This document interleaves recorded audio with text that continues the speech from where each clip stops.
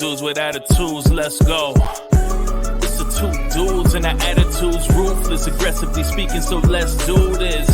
With Ryan and Denton, they here to get your attention. A 5-star broadcast, shit, start to the ending. Whether it's the E or it's all E, the two dudes with the attitudes to bring the heat. Get the point, yeah, it's on, time to lock in. Listen to the podcast where they get it poppin'.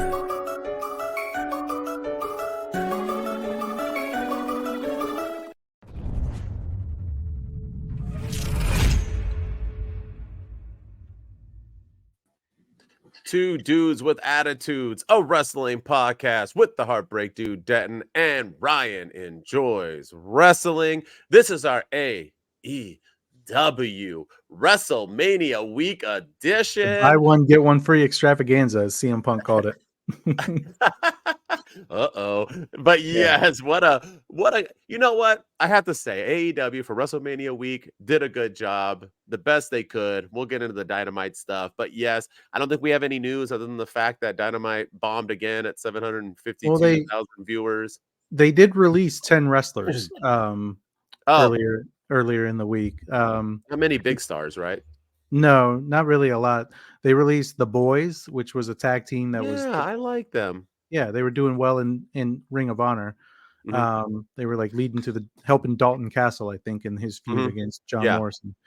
Dasha Corrette was the other ring announcer besides Justin Roberts. Jose the assistant, Jorah Joel, Anthony Henry, Gravity, Stu Grayson, Parker Boudreaux, and Slim J. Oh, Parker. All right. Yeah. So they were released due to quote unquote budget cuts. And a company that Tony Khan's big thing when he signed everybody to these deals, he says if I sign you to a 3-year deal, I'm gonna get 3 years from you. Like he's not gonna release anybody, and yet here he is. But then he at the Ring of Honor Death Before Dishonor press conference or press event, he said that some of these people were missing shows purposely, they were faking injuries and all these things, and so we'll see. So maybe just maybe he took CM Punk's advice and is finally starting to act like a boss and took it as a wake-up call to be like, okay, we're going to trim some fat. He also said he wanted to trim the budget so he can make room to be more aggressive for free agents coming in. So stupid. So he ain't getting anybody from WWE, so let's stop with that. Nobody's going to the only people going to AEW are New Japan Pro wrestlers. Nobody else is. Seth Rollins is on his way. Oh my God, right. So with Rebecca Quinn. Yeah, let's go, because they're seeing how big it helps when they go. And you got to remember, too, there's 752,000. People aren't correlating the fact that AEW always hits 900,000 viewers because of the Big Bang Theory. This is a Big Bang Theory that's been off the air for 10 years. It leads them in, and as soon as people realize what they're still watching, they turn it off. And so if you take away that 900,000, I think AEW is doing like 600,000 viewers. I think the average is way less. But to each its own. If that's not what they care about, then it is what it is. I'm trying to think what Becky Lynch's name would be if she joined AEW, because apparently she hasn't signed a new contract yet. So would she be the dude, Rebecca Quinn, or the? Oh, we could have her on our pod. Yeah, I don't know. Like what's the male? I can't say that. That'll get you in trouble. Because the male. Is she though? I don't know. They would probably just do. I don't know. It's not happening, so I'm not even gonna play with it. It ain't. Yeah. What would Seth Rollins? He would be he would probably go back to Tyler Black because that's what he used in. I would assume he wouldn't be the guy. He'd be the Wednesday Night Messiah, Tyler Black. The Wednesday Night Messiah. No one's going there. Sorry to break it to you. No, Seth Rollins is like the most WWE dude like ever.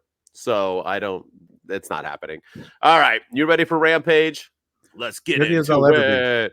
Let's get into it. The show opens with Dustin Rhodes defeating the Butcher. Bullet Club Gold is at Billy Gunn's house, and they mess with stuff when Billy comes home and they run away. Deonna Purrazzo's still a thing, and she wins a match. Mariah May also wins a match. Harley Cameron and Zach Knight aren't worried about Angelo Parker whatsoever, who then attacks Knight with a pipe. Ruby shows up and she says, I am pissed off, and then kisses him goodbye. Main event time, and Roderick Strong defeats Matt Menard in like a 15-minute match. Kingdom with the beatdown till the best friends make the save, and the Young Bucks then lay them out. And that's the Rampage review. Anything you take from this episode? Still having eliminator matches, I see, and that's what that Yeah. Matt Menard Roderick Strong match was for Mm-hmm. a match, which I thought we did away with these because they're stupid. Non-title. But a match to get a shot at, you have to beat the champion to get a shot at the champion. I've never understood. WWE used to do that back in the day. Hated it then. Yep. Dumb then, it's dumb now. Especially because they never win. Like just they never ever win. Ever. But yeah, I mean, they're still furthering the Ruby Soho and Saraya story on Rampage. Yeah, I mean, really, Rampage was what it was. It was after the week. I think they need to go back to what they did the week before with Rampage and make Dynamite 3 hours and Collision to Fridays, and I agree. Make it a 2-hour show. But I agree. Rampage was so much better last Wednesday when it came on right after Dynamite. It was a better show, flowed better. It felt bigger, felt more important, and gave more people time to shine. Yeah, I mean, things happen, right? Dustin and the Butcher had a good match.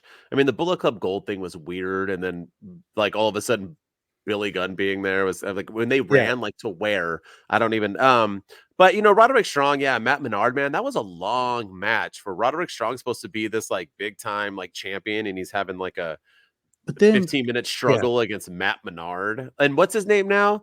Daddy Majaj or what? He's no longer Daddy Magic because he can't say Daddy anymore.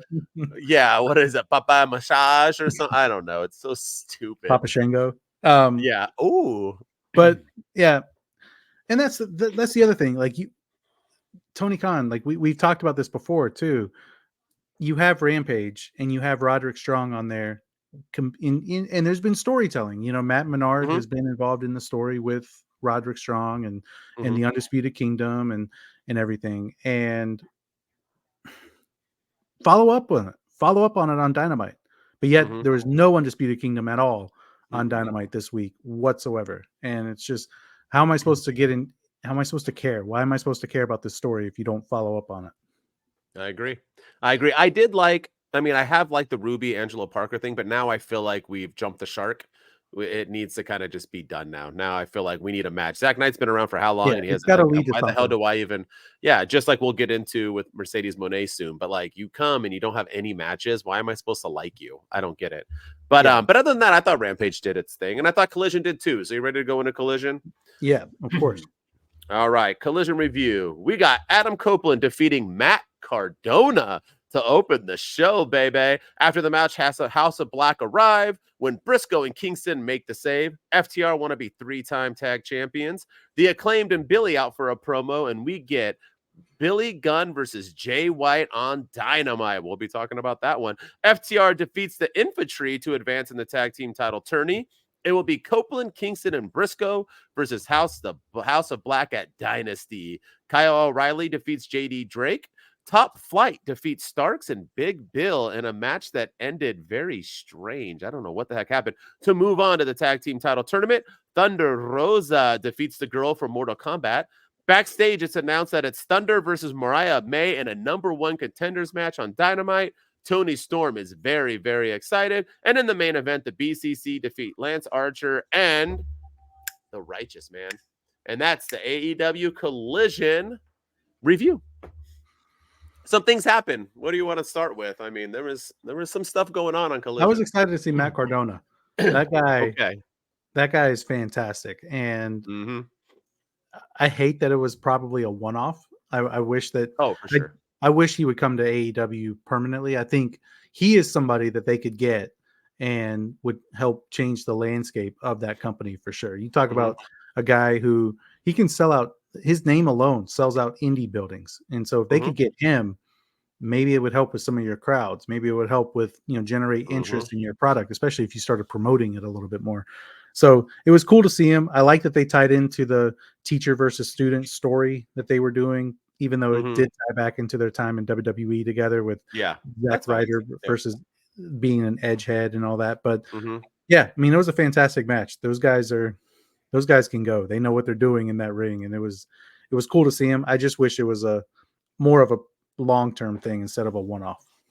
Yeah, and if you're going to do this like stupid Cope challenge thing, which I think is dumb because once again, they announced rankings, but yet I don't see them nor know who. I'm not going on AEW.com to look up rankings. So I've got him. But also I've got don't. him right here in front of Okay.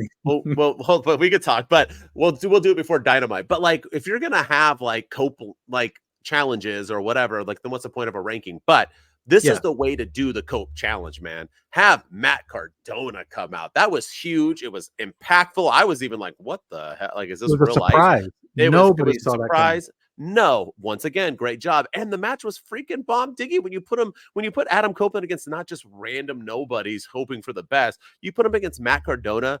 That was a match. I loved it all. And yes, I agree. Cardona fits in better in AEW because AEW is trying to be an indie wrestling organization. They are. Sorry, that's just what it is. That's what they want to be. So Cardona will do better there than he would in WWE because he'll get lost in the shuffle. So yeah, Cardona coming over would be awesome, especially as a heel.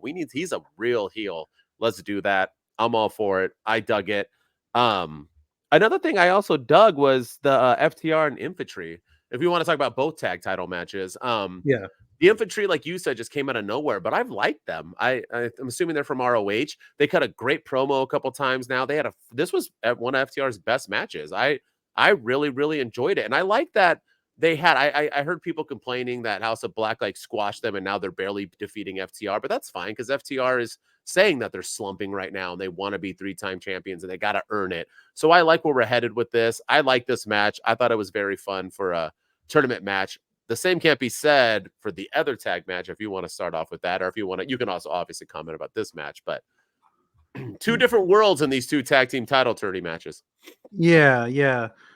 Like I don't understand. I don't get what they're doing here. I like the Righteous. I think Righteous is a good tag team. I think they're fun to watch. They're very Wyatt family-esque, but is that the match you're talking about? No, I'm talking about your boy, Big Bill and Ricky Starks coming back and fighting Top Flight. We could talk about the Righteous too, but yeah, Top Flight and versus Ricky, the other tag team title tourney. And Ricky Starks like taking that nasty bump and almost getting hurt. And like, so was he hurt? I couldn't find anything. Is that why he didn't kick out the move? Yeah, apparently that's what people are saying, that he was injured in that match, and as a safety precaution, they called the match. They basically called an audible, and because I think they were supposed to go further into the the ending felt rushed due to a possible injury is what I'm reading on a lot of these websites, and so I think, but Starks has gone on Twitter and has said that he is okay. He's cleared. He's fine. But I think it was one of those things where it looked worse than it was. So I'm happy that he's okay. But the ending was a little weird when he didn't kick out, and it just felt very, very rushed. But you know what? Maybe I got to give Tony Khan a little bit of credit. He's learning his lesson. They let the Jeff Hardy match go on after Sammy Guevara gave him a concussion, and now this match, better to be safe than sorry. So they ended it when they could, giving him a pinfall. Well, if it was that reason, then I'm okay with it. I just thought it was really weird booking. Like maybe Starks thought he got up and then the announcer sold it like he did, but then it just ended instantly after that. I thought it was weird to have Top Flight beat them. I mean, I think that was Big Bill were like the best tag team. Yeah. Okay. So if it's a pivot because of it, that's what I think. I don't know that for sure, but okay. Based on everything I've seen, that they weren't supposed to win. It was supposed to be them and FTR again in the finals in the West bracket or the East, whatever bracket they're in. Yeah, whatever. Yeah. And then the winner would face the Young Bucks in the finals at Dynasty. But we all know the Bucks. Yeah. But I think they end. If it ended because of the injury, then I'm okay with it. I agree. All right. Did you want to talk about the Righteous? Do you want to talk about? I mean, I thought this was a weird main event. Like, why? I did too. Weird way to close the show. Yeah, I agree. Especially a good show. Yeah, and again, we're still like Lance Archer is doing his thing, and he's always done his thing, but yet he had a match on Dynamite against Bryan Danielson again out of nowhere, and he just wrestled Swerve I think was it Swerve or no, it was Will Ospreay. It was somebody along those lines. Yeah. Not too long ago. It's just, but then he'll be gone for the next 6 months. So as soon as you start getting behind this guy, he disappears and he's gone and you don't see him. And that's my biggest gripe. And this just feels like it came out of nowhere. They're still pulling guys from New Japan with Shibata teaming up with the Blackpool Combat Club. So, we were talking about the rankings, and what's funny is the Blackpool Combat Club. Yeah. In the trios division, the Bang Bang Gang is number 1 for the trios title. This is as of March 27, 2024. They haven't updated them for April. So the Elite with Kenny Omega, who hasn't wrestled a match in 2024, he's out indefinitely. with the Young Bucks, they're number 2 in the trios division, and then the Blackpool Combat Club. They fired them. The Young Bucks kicked them out of the. Why are they on the? What? Okay. Yeah. Sorry. The Blackpool Combat Club is number 3, and I'm assuming that's Jon Moxley, Bryan Danielson, and Claudio. But yet on Collision we had Bryan Danielson, Claudio, and Shibata. So does that count for a win towards the Blackpool Combat Club in the rankings? I don't like these rankings are so confusing to me, and they're so dumb. Yeah. But this who's in the heavyweight? Who's men's and women's? Let's hear it. This is funny. So the heavyweight number 1 contender is Swerve Strickland. Orange Cassidy's number 2, Jon Moxley's number 3, Will Ospreay's number 4, and Bryan Danielson's number 5 for all 4 of the championships. They don't specify which one's the contender, which is dumb. Yeah. So because if I'm Swerve, of course I want to go after Samoa Joe, but like Orange Cassidy, he's number 2, but yet he's probably not going to get a world title shot anytime soon or opportunity. And then in the women's, it's Thunder Rosa, Mariah May, who the 1 and 2, they had a match on Dynamite. Willow Nightingale number 3, Deonna Purrazzo number 4, she's lost a lot recently. Oh, she does, yeah. And Serena Deeb number 5. Oh, Serena, what happened to her? All right, all right. So, but I agree. Yeah, we can get into Dynamite right now because let's get into it. On this topic of rankings, I got some things I want to get off my chest, so we can. Then let's get into it. Let's get into it. All right, Dynamite. Adam Copeland opens the show with a rah-rah speech about how great AEW is, and it's where the best wrestle. Will Ospreay defeats Powerhouse Hobbs. After the match, Don Callis breaks them up, and Bryan Danielson stared down Ospreay. Bryan Danielson defeats Lance Archer. Chris Jericho is out for a talk with Hook. They will face Shane Taylor Promotions at Collision. Billy Gunn defeats Jay White. I repeat, Billy Gunn defeats Jay White in something that happened. Bullet Club beat down Gunn when the Acclaim make the save. Willow is out for a chat with Stokely and Statlander. She's excited for her TBS title shot. Out comes Mercedes Mone to say she gets the next title shot simply for being alive. The Young Bucks say stupid shit and defeat Orange Cassidy and Trent Beretta to move on in the tournament. After the match, Trent Beretta turns on Orange Cassidy. Thunder Rosa world title shot. He's going to be right. Number Thunder 2 contender is going to be feuding with Trent Beretta. Oh my goodness. Well deserved. Thunder Rosa defeats Mariah May to face the Timeless One at Dynasty. Penta versus Adam Copeland next week on Dynamite. There goes the Cope Challenge. Swerve Strickland and Samoa Joe are out to sign their contracts. Joe makes Swerve bleed, walks off, and Swerve signs the contract in his blood. Joe comes back and puts him through a table to close the show, and that's the AEW Dynamite recap. It wasn't as bad as I made it sound. I actually liked it more than what I did, but there was some stupid stuff going on. Where do you want to start? I mean, we can start from top to bottom or wherever you want. Let me finish my thought on the rankings. Let's hear it. So Mercedes Mone.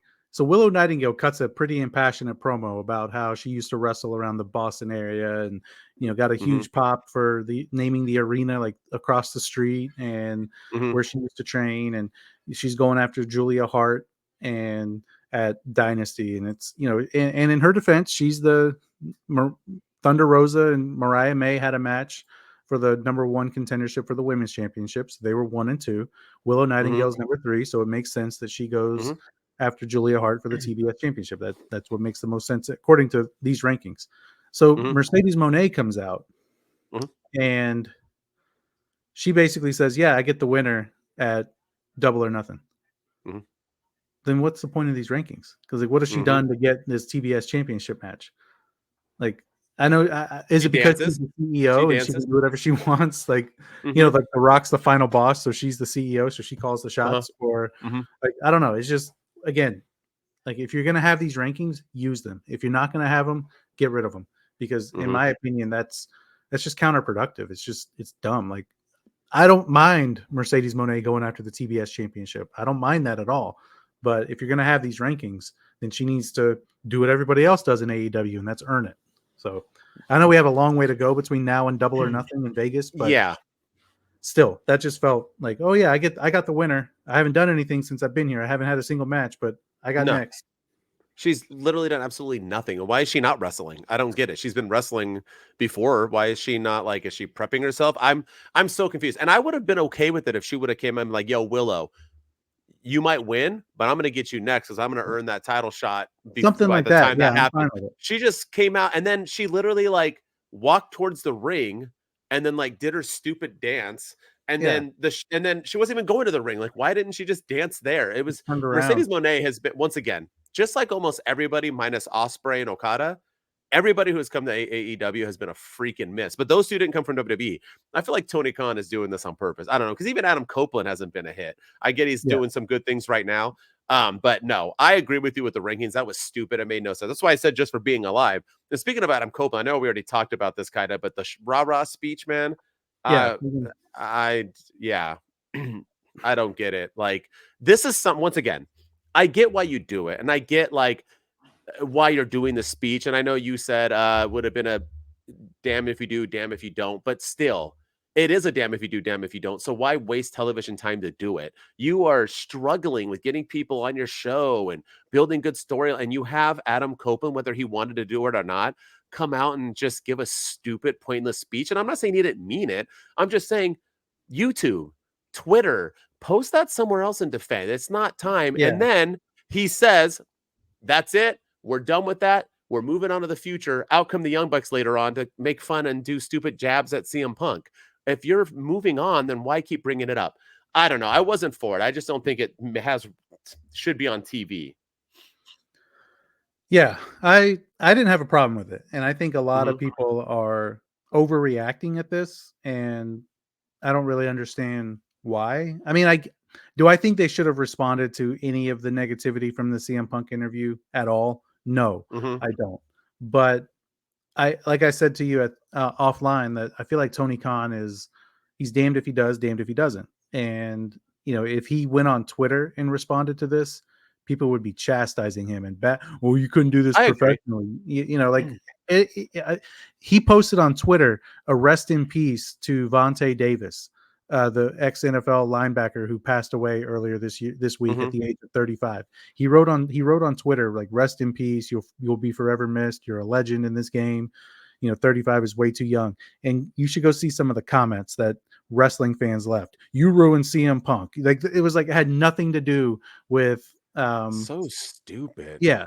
But so I feel like if Tony Khan breathes on Twitter, people they go after him negatively. I agree. And if he, like, all that stuff he did during the Tuesday Night War that they had that one time last year, when he went on Twitter the next day and, called Triple H and Shawn Michaels bald assholes and said that John Cena, that was stupid, but yeah. But like I just feel like he goes on Twitter, people are going to chastise him and lambast him no matter what. And so I feel like this was the best way to do it if you're going to do it at all. I don't think they should have done it at all. But, they didn't throw any jabs. They didn't name drop. They didn't say CM Punk's name. They didn't name. The only thing Adam Copeland said was, I used to watch the WWF, which got boos. But then he was like, no, you don't need to boo that. Like, it was awesome back in the day, and it's awesome now. And I personally think Adam Copeland was the right person to do this, even though I know he hasn't been an AEW original. He hasn't been there since day one-ish. And I just feel like because he's been the subject of a lot of this stuff too. If you go on X and social media, and people have been, ever since he joined AEW, people have been, he's got to be regretting it. The arenas are half full, and he runs to one side of the entrance when he does his entrance, and he can't go to the other side because there's nobody there. It's all over social media. And so I feel like this was his way of being like, no, I don't regret signing here. I love being here. This is why I came here, is to have matches with guys like Will Ospreay, and which I was like, it's Ospreay, dude. Yeah. Not I thought he said the name wrong too. I was wondering. Yeah. Well, maybe we've been saying it wrong this whole time. Maybe it's a Canadian thing. I don't know. Yeah. But, each its own. But yeah, so I thought, and remember, if you remember, and I don't know if Tony Khan thought about this, but if you remember when CM Punk and MJF were feuding on AEW TV, and CM Punk referred to MJF as a less famous Miz. Yes. Who was the person that went on WWE TV and responded to CM Punk? Mm-hmm. It was Edge. Yeah, I know. Yeah. It was Edge when in his feud with the Miz. He was like, you got people name dropping you on other shows. Now you have it's just maybe it's a little bit of irony that now it's Adam Copeland on the other show defending AEW from CM Punk.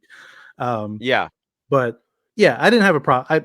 I feel like this was the best way to do it. Now they can move on, never address it anymore. The Young Bucks stuff they did. Yeah, the Young Bucks stuff was dumb. That was the Young Bucks are dumb in general. They're awful. I love them. They're immature and like it's not working. That's not how EVPs act. And Tony Khan, I hope he talked to them. But again, were they talking to CM Punk or were they talking to Jack Perry before? But again, it wasn't necessary. Either way, it wasn't necessary. And yeah, so I think the Young Bucks they didn't help. If the Young Bucks hadn't done what they did, I would have been 100% fine with Adam Copeland in his promo. I'm going to make it quick. My thing is CM Punk didn't say anything wrong. It was his opinion, his view. Fans are stupid and crazy. They want to take it that way. Drew McIntyre just posted he was working out with Brian Cage. The wrestlers in AEW and WWE don't hate each other. Maybe some have animosity, but it's not. Many a time. 100%. And it's not even wrestling fans like you and I and a bunch of other. It's the stupid nut huggers on each side. AEW hardcores, WWE hardcores are the ones who bring all this fake drama. They attack Triple H as well. They attack Tony Khan. It's all stupid and immature. But I do think Adam Copeland should have said something if he wanted to. I just don't think that was the best place. I do think the best place would have been on social media. Adam Copeland could have done it there. Don't waste TV time when you are drowning in the ratings. Your company is literally falling down the tube, and that's what you open up with. Stop. Get the hell out of here with that. You do that somewhere else. Somewhere else. Some of the stuff he said just kind of like, I like how he came out and he was like, I'm going to talk to you guys as Adam. Which, like, that's your name in AEW. I thought that too. So, like, yes, you're going to talk to us as Adam. And then I made a TikTok about this, but the TNT Championship out of nowhere, when he literally he didn't bring it out. He didn't bring it out, and then he even said in his promo, "I don't have my TNT Championship with me." Then he introduces Will Ospreay to the ring, and all of a sudden the camera cuts away, and boom, he's got the TNT Championship over his shoulder. I'm like, where the hell did that come from? So I don't know. And it was pointless too. But what maybe we should end it on Will Ospreay. Oh, we got the contract signing too, so we got to make it quick. But Will Ospreay, I wanted to say, the dude's probably one of the best wrestlers alive, if not the best. It's all opinion, right? Yeah. He finally wrestled a match where he didn't no sell. And what happened? That's great. It was probably his best match. Thank you very much. So everyone in AEW, these hardcores were like, no. Selling tells a story. And he told a story that he was getting his butt whipped and he overcame it. Great match to both these men. And it was not a battle of the wills. We don't call Will Hobbs anymore. His name's Powerhouse Hobbs. So it was stupid to say the battle of the wills. But anyway, I like the match. And if you want to get into that and then talk about the end. I liked it too. And I thought it just shows that he can wrestle multiple styles. And, you know, Powerhouse Hobbs isn't a flippy dippy off the top rope type wrestler. He's a pound for pound grappler. And so Will Ospreay did his thing. It was a fantastic match. Did he mess up on his finisher? He hit him like right in the head. He landed like Sammy Guevara did. I don't know if that was on purpose and that's why Powerhouse Hobbs was mad. I don't know, but it was weird. Yeah, but if that's the case, like you guys, like, I don't know. If he was mad because of that, like do it. Take that off. Take that backstage. You already got a lot of heat on your company. You know, like.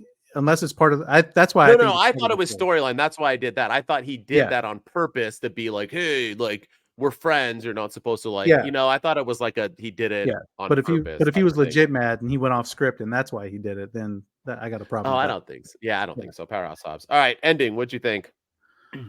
I liked it. I love the promo battle. The line with about Diddy from Samoa Joe was freaking. Man, Joe's good, man. I mean, what can you say? He's supposed to be the heel in this thing, and it's hard to root against him. He's fantastic.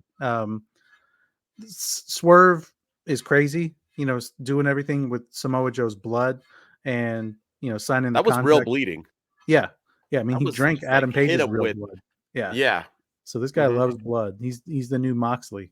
But I thought it was a little overkill. You know, Swerve Strickland is, choking him out with the chain and beating him up with the chain and making him bleed. And then after the match, afterwards, like after Samoa Joe comes to, he puts him through a table. I'm like, all of a sudden, like you can breathe, you can stand up, you can get up, and you have enough strength to put this guy through a table. I was like, okay, this is a little overboard in my opinion. I feel like it should have gone off the air with Swerve having the upper hand after he signed the contract with his blood and beat up Samoa Joe. And it ended there. Not end it with Joe looking strong after overcoming the odds and putting Swerve through a table. Yeah. Yeah, I mean, I didn't. As long as this is it, I don't want them to bleed every week and beat up and tell it, because once again, too much blood takes away from it. I did like that he went to dip the pin in and it didn't work, so he was like, "Forget that," and just smeared the blood all over it and then signed it. Good improvising by Swerve. And he got busted open from the chain. He was hitting him with that chain, like not hard, but he was connecting enough to bust him open. I don't think he bladed himself. I think that was like, hit me till I bleed, bruv. But I actually liked it, as long as this is it. Now the rest of the build just needs to be mind games or one-upping, but I don't want to see, a beat down every single week. But I think it's Swerve's time. We'll get into that when it's prediction time. 2 more weeks. 2 more weeks until Dynasty. But it was a solid show from AEW.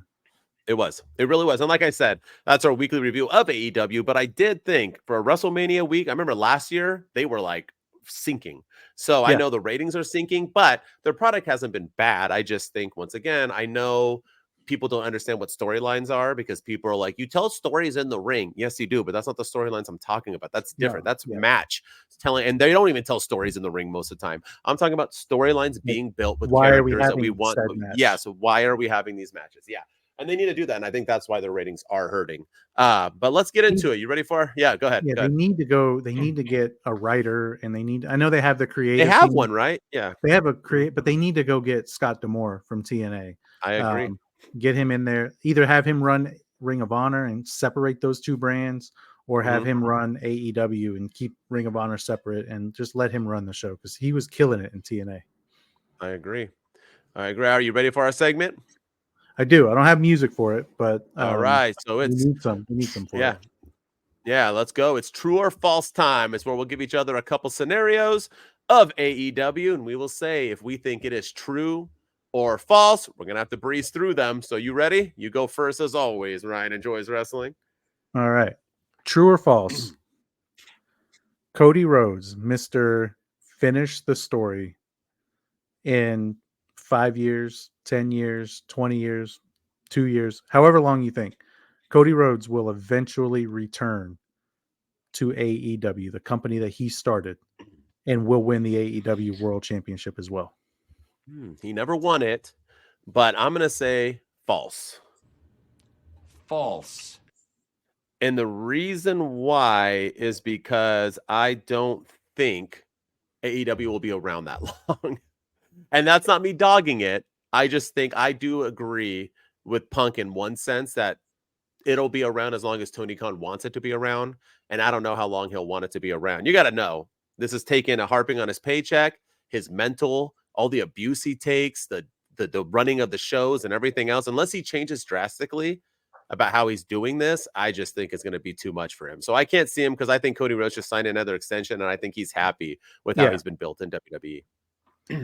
Yeah, there's part of me that thinks that maybe there's a slim chance he'll one day return to AEW if it's still around, if it's still a thing in a couple of years. But I don't think it won't be anytime soon. It'll probably be like maybe after this next extension runs out or something. And because I just feel like he's always speaking, and this is just how Cody Rhodes is, but he's always speaking positively of everybody in AEW. He's always, I think that's just him. But after he won the Rumble, he's doing like the Bullet Club sign, and he's like blowing the gun out, which is what he used to do in AEW. He does this from time to time and the Young Bucks do it back. And so it feels like there's like that, the door is open, but I don't think he'll walk through it. There's a slim chance that I think he's going to walk through it. No, he left because of Tony Khan. I truly believe that. That's not a fact. I just truly believe that. All right. You ready for a fun one? Kind of a WWE AEW add-on as well. All right. MJF will appear at WrestleMania 40. False. I don't think so. I think there's two scenarios. I think, and they were chanting his name in front of Triple H on the Pat McAfee show this morning. Yes, they were. And Triple H was kind of eating it up a little bit, but I think he's either re-signed with AEW secretly and is coming back maybe at Dynasty or whenever he's healthy. I do think he's legitimately hurt. But then he hasn't posted on social media and since his injury, and he just posted for the first time this week, and it was reacting to the Rock storyline of beating down Cody. And he said something like, "This is my wet dream come true. You're beating down Cody Rhodes with a whip. So stop taking my," I can't remember what he said, but he called him Dewey. Yeah, because he whipped him first. Yeah. Yeah. So I feel like if he does come to WWE, it's not going to be at WrestleMania. It'll be the Raw after WrestleMania as Cody's next opponent. I agree if he does, but I'm also going to say false, although I wouldn't be shocked if he did appear, and I think that would be amazing for the Raw after WrestleMania. So, all right, your last one. What do you got? Okay, true or false? Mercedes Mone will be AEW Women's World Champion by end of year. End of year. I'll say true. It's damn true. They didn't pay her $1 billion to have her not get belts, and she's not helping in the ratings. So obviously the ratings have gone down since she's appeared. So that ain't it. So I think they're going to put a title. I think she'll win the TBS, or maybe she'll lose the TBS and then go on to the women's championship. But yeah, I think that's what she's destined. I mean, she's getting a TBS without even wrestling. So yeah. Yeah. AEW needs Britt Baker back. They need her back and do the DMD versus CEO. I mean, that's a gimmick and story that sells itself. They need her back. The original versus the outcast, if you will. So yeah. Bring her back tomorrow. And Britt's looking good, man. Britt Baker, she is like, whew, you've seen her on social media. All right. Looking fantastic. You ready? Let me see. Which one do I want to do? Which one do I have so many? All right, I'll go with the easy one. The Young Bucks are going to win the tag title tournament. You know what? Just for shits and giggles. False. Oh, yeah. FTR like then? I think it's FTR's tournament to lose. If you remember, they lost the tag titles to Big Bill and Ricky Starks, and it was kind of controversial. It was like a random episode of Collision, and they never got a rematch or anything. And Big Bill and Ricky Starks took off as a tag team from there, and they weren't ready to. They never should have dropped the titles to Sting and Darby. I never thought that was the right decision to make, but yeah, I think I just feel like everyone's saying that the Young Bucks, this is their tournament to win, and I feel like they're going to throw a little wrinkle in the plans, and maybe that's when Jack Perry comes back and costs them or something, because that's why they dropped the name Scapegoat on TV or something along those lines. But yeah, I just feel like they're going to go the unpredictable route, and the predictable thing is to put it on the Young Bucks, and I think the unpredictable thing is to have FTR win them again. So I'm going to go FTR reclaims what they never should have lost in the first place. I agree. I think the Young Bucks is way too obvious, and I think it will piss people off. And like I said, I don't think this gimmick is working. They're way better as before. This whole EV, that's stupid. It's just they don't have it in them. And I'm not saying the way they're doing it or how they're booking it. They just don't have it in them to be these characters. They're not really bad people in real life, no matter what people want to make them out to. But just because they don't like CM Punk doesn't mean they're bad people. And just because CM Punk doesn't like them doesn't mean either way. You're allowed to not like people and still be a good person. So I just think the gimmick hasn't worked. That's just my opinion. So I think it'll be FTR as well. And they deserve it. FTR is the best tag team in that organization. Might as well let them have another run at it. So, and it has a story because they are CM Punk boys. So maybe they'll run with that as well, since they can't keep them out of their mouth. But yeah, I mean, I kind of like the idea of Jack Perry coming back as the scapegoat and taking out the EVPs who suspended him. Or something along the. But I like Jack Perry, so I'm all for it. I do too. I'm all for it. Feel like he is getting kind of a raw deal in all this thing, but 100%. I like his beard. He's looking rugged like me. But anyway, that's it. That's it for our AEW special edition. Remember, Tomorrow, we are going to do a watch along for NXT Stand and Deliver and WrestleMania Night 1. And then on Sunday, we are going to do a live watch along for WrestleMania Night 2. Mm-hmm. Thank you for listening, tuning in. We want to see you there. We have a ton of fun. Please do so. I know this is an AEW one, but I know y'all watch WWE too. So go tune in and watch it. It's WrestleMania week. It's like the Super Bowl. Whether you watch it or not, you're going to watch it. That's just like how it is. Catch me at HBD Denton on all social media outlets. Keep tuning in. Keep subscribing. We appreciate y'all. I'm the Heartbreak Dude, Denton, and with me as always, it's Ryan Enjoys Wrestling. Go follow me on all social media platforms. Go follow us on YouTube at Two Dudes with Attitudes. We're over 1,000 subscribers now, so we're doing big time things here in 2024. Go follow us on TikTok at Two Dudes with Attitudes there, on X at Two Dudes PC. And if you're listening to us on audio or Spotify, leave us a 5-star rating and review. Everything is algorithm based, so any love you can show us helps crack the code a little bit and gets us some love and attention. And I've said it week in and week out since this year started. This is going to be our year. 2024 is the year of the dudes. I agree. Thank you for the 1,000 Before Mania, Two Dudes Wolfpack. We did it. Two dudes with attitudes. Let's go. It's the two dudes and the attitudes, ruthless, aggressively speaking. So let's do this. We're Ryan and Denton. They here to get your attention. A 5-star broadcast. Shit. Start to the ending. Whether it's the E or it's all E. The two dudes with the attitudes that bring the heat.